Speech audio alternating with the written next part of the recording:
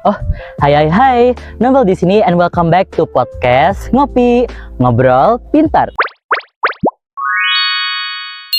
Yang bakal nemenin kalian ngopi dan juga nugas di pagi yang cerah kali ini. Nah, gue sekarang lagi nugas seperti biasa, namanya juga anak kuliahan. Dan gue lagi ada di mobil gue ini sambil mau nikmatin pemandangan sekitar. Tapi sayang banget, di belakang gue kan sebenarnya ada gunung ya. Cuma dia kayak lagi ketutupan kabut. Tapi meskipun rada berkabut-kabut gitu, yang penting kita hatinya tetap senang dan juga bisa ngejalanin hari seperti biasanya. Dan gue di sini nggak bakal sendiri, gue bakal ditemenin sama temen gue buat ngobrol-ngobrol aja. Nah, fun fact, temen gue dia gap dari jurusan psikologi ke produksi media Unpad ini. So, tanpa lama-lama lagi langsung kita panggil teman gue, Bang Arul. Weh, halo. Hai. Serbel. Gimana? Baru bangun. Iya lagi, kau tahu. Ngantuk sih ini. Kelihatan rada ngantuk dikit. Ngantuk tapi, sih, jujur lumayan ngantuk sih. Tapi lo gimana pagi ini? Sehat? Alhamdulillah sehat. Gua tadi mandi untuk kesini dengan semangat untuk ketemu sama lu dan ngobrol-ngobrol sama lu. Jujur gue belum mandi. Lu belum mandi? Belum. Kayak Hostnya belum mandi. Maaf. Oke. Sorry. Nah, gue juga kayak di sini sebenarnya kayak pengen nugas-nugas santai aja. Okay. Nah, kebetulan sama lo juga dan nih kita sambil ngopi juga di sini. Iya, gue juga bawa kopi nih. Biar Dulu kali ya? ngantuk. Asik. Dah. Seger nih. Seger. Nah, gue mungkin awal-awalnya kayak lagi ngerasa insecure gitu. Jadi gue kayak pengen nanya-nanya beberapa hal, terutama lo kan backgroundnya sebelumnya di jurusan jurusan psikologi. Ya. Meskipun baru berapa semester? Baru 2 jujur. Baru 2 semester, cuma gue yakin knowledge lo tentang psikologi itu pasti banyak banget nih. Oke. I get it. Oke. Mungkin gue kayak mau nanya-nanya dulu nih tentang keseharian lu. Biasanya lu kegiatan selama 2 semester di Unpad ini ngapain aja? Kayak ikut kepanitiaan kah? Atau organisasi kah? Di samping kesibukan akademik gua, ya gua juga kebetulan ya masuk hima dan ya menjalankan kehidupan sehari-hari untuk melakukan program kerja di hima dan juga ikut kepanitiaan beberapa. Ya cukup sibuk lah istilahnya karena ya banyak yang harus dikerjain gitu sih. Tapi bentar, gua juga mau nanya, gimana kabar lu? Aduh, kepala gue. Aduh. Gue jujur stres sama tugas, tapi life just keep going on. Kita tetap harus keep on track sama kehidupan kita, tetap harus enjoy our life, life work balance, you know. Yes. Tapi gue mau nanya deh, lu selama di hima kan kayak pasti nemuin kayak orang-orang yang mungkin dia udah punya bakat dalam mungkin kayak sinematografi, atau misalnya dia udah punya capability di bidang yang dia tekuni itu karena lu berada di dalam satu lingkungan yang sama. Lu mau nanya, how do you feel kalau misalnya lu ngelihat kayak ada orang yang mungkin punya kapabilitas yang lebih tinggi daripada lu? Apakah lu kayak ngerasa minder, insecure, atau kayak gimana gitu? Ya. Kalau dulu sih gue nyikapinnya ya kayak yang lu barusan bilang, kayak gampang minder, gak percaya diri, terus kayak selalu ngerasa diri tuh kayak kurang apa lagi ya, kok orang lain, terus selalu ngebandingin sama orang lain kan, kok orang lain bisa ya, gitu. Kok orang lain bisa, kok gua enggak gitu.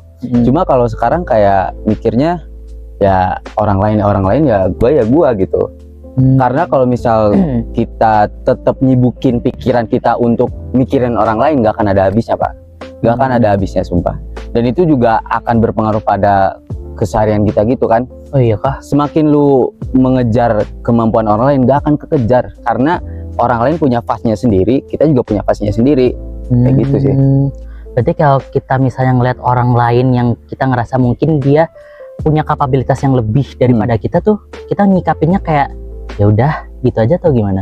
Ya menurut gua ya udah aja sih, karena ya itu tadi, karena setiap orang punya kapabilitasnya masing-masing, setiap orang punya kemampuannya masing-masing, dan setiap orang punya fase hidupnya masing-masing. Misal lu misal lu orang kaya, misal gua orang miskin, misal lu pinter, gua bodoh, ya udah, karena orang-orang juga punya ciri khas atau keunikannya masing-masing. Di samping itu juga orang-orang juga punya lah kayak drive dia untuk terus berkembang kan. Jadi ya udah fokus sama diri lu dan jangan bandingin sama orang lain kayak gitu sih. Kayak gitu. Tapi jujur these days kayak seperti yang tadi awal gue bilang, gue kayak masih tetap, meskipun gue udah nyoba untuk ngubah mindset yang kayak lu bilang tadi, gue kayak masih tetap suka masih ngebanding-bandingin diri gue sama orang lain. Misalnya gue ikut organisasi ISEC, di mana gue di situ berperan sebagai graphic designer dan marketing.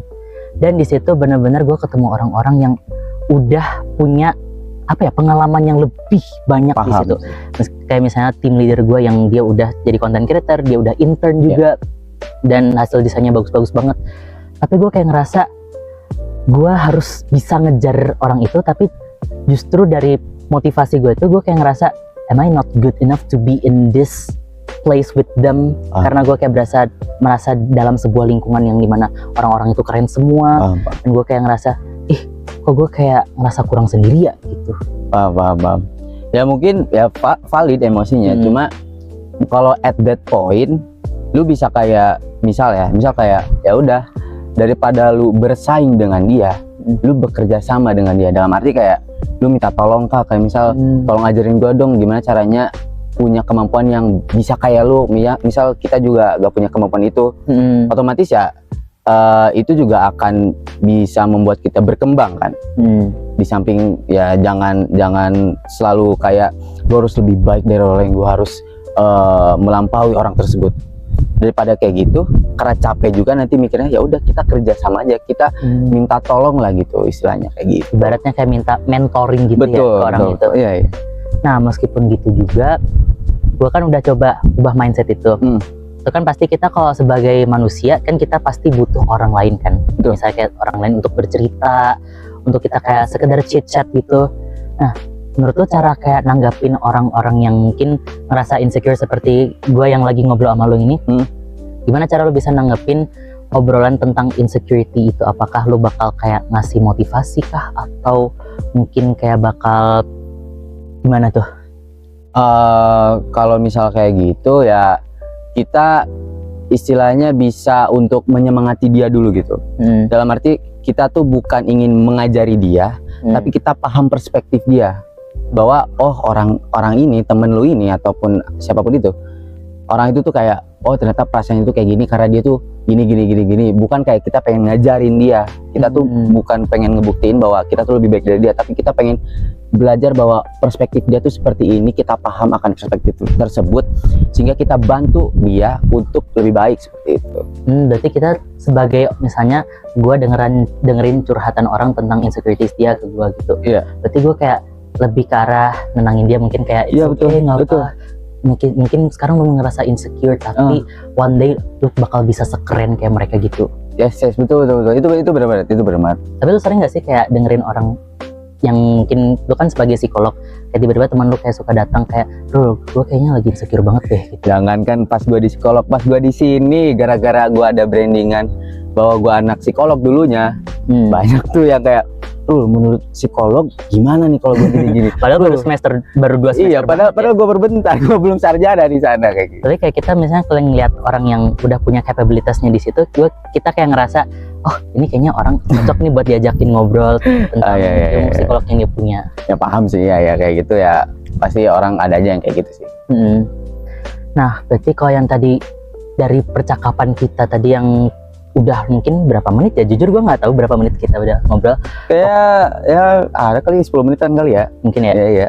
Mungkin bisa gue simpulin kalau misalnya kita di sekarang ini kayak ngerasa insecure, itu kita harus ingat kalau kita nggak sendiri, that we are not alone, dan kita harus yakin kayak one day mungkin based on our insecurities kita tuh kita bisa kayak bakal jadi orang yang sekeren orang-orang yang ada di lingkungan sekitar kita. Betul. Kita punya kapabilitas yang bisa mungkin lebih dari mereka, dan pokoknya kita bisa kayak jalanin hidup dengan lebih tenang dan juga nggak insecure lagi. Gitu.